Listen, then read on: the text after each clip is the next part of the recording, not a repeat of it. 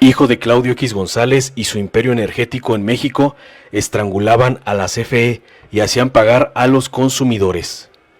Guillermo González Guajardo mantuvo diversos negocios con la CFE y con Pemex Gas y Petroquímica Básica, subsidiaria de Pemex, durante los gobiernos prianistas anteriores. En el proceso de depuración de la Comisión Federal de Electricidad CFE y el sector energético del país, uno de los nombres que más ha resonado es el de Claudio X González y su red familiar empresarial.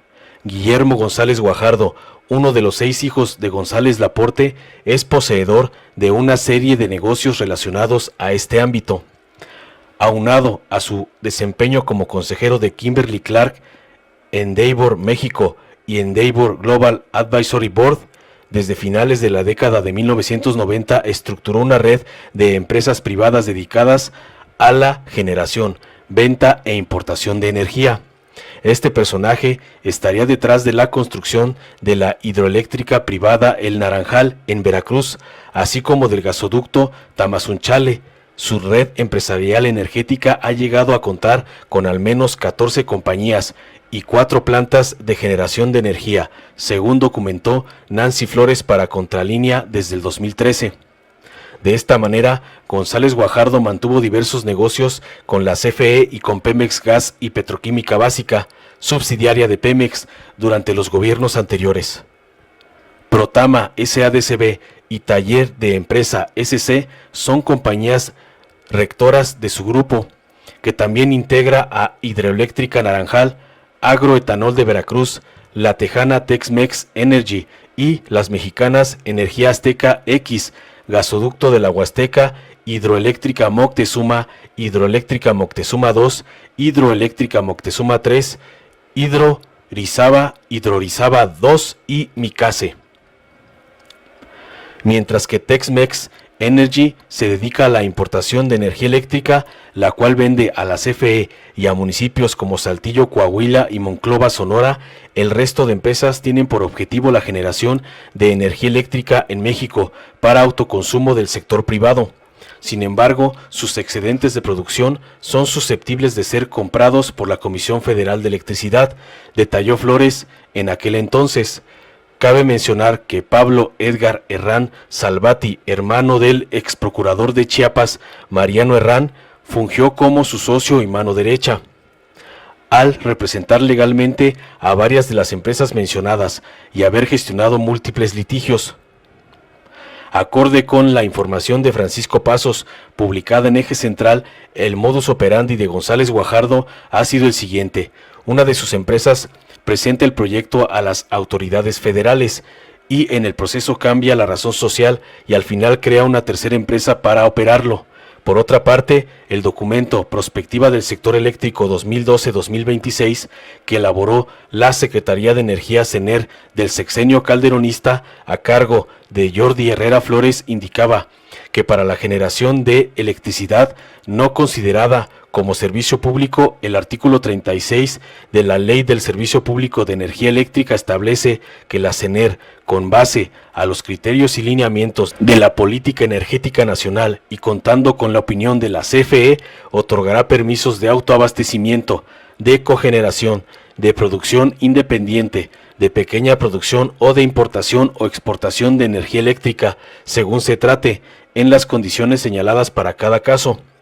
Esta atribución de la CENER se ha conferido a la Comisión Reguladora de Energía, CRE, como órgano desconcentrado del gobierno federal.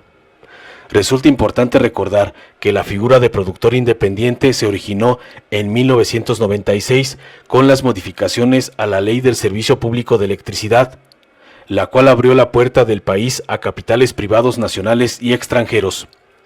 Desde ese momento y con el subsecuente apogeo de estas centrales, la CFE ha pagado por energía privada más de 730,000 millones de pesos, además de tener comprometido 1,676,665 millones para las próximas décadas, pues la ley de la industria eléctrica establece que los contratos firmados con privados son vigentes hasta el 2039 y deberán respetarse.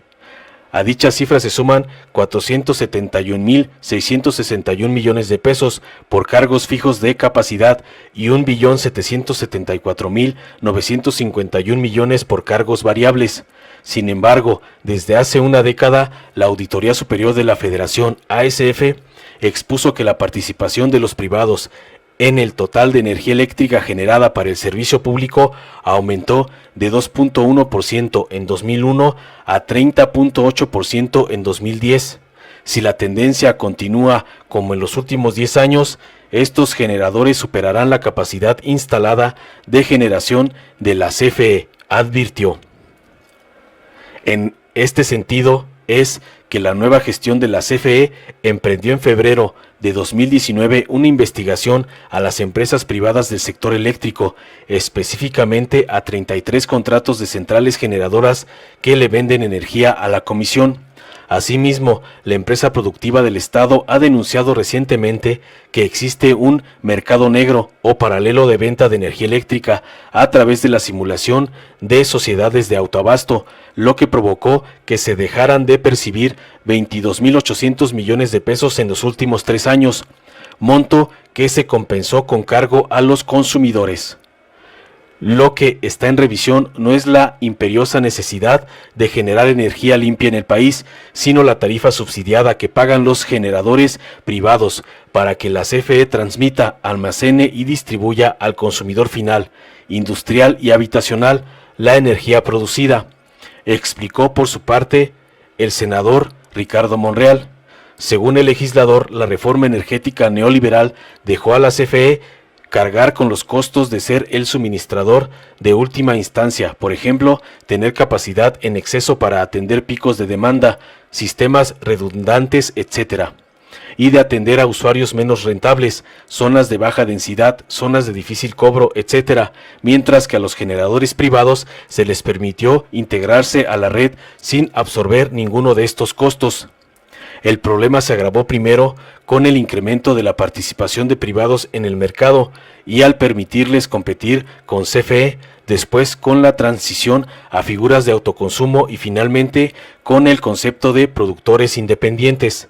Las reglas de despacho favorecieron a los que tenían el costo marginal más bajo, las plantas nuevas incluyendo renovables, sin cargarles ninguno de los costos asociados para disponer una red confiable de transmisión y de abasto permanente, puntualizó.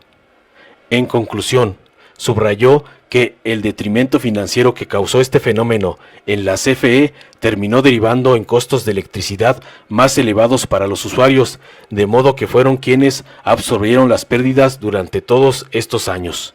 Informó Mr. Politicón. Nos vemos el próximo video. Si te gustó, dale like, compártelo, suscríbete y activa la campanita para recibir las notificaciones de nuestro canal.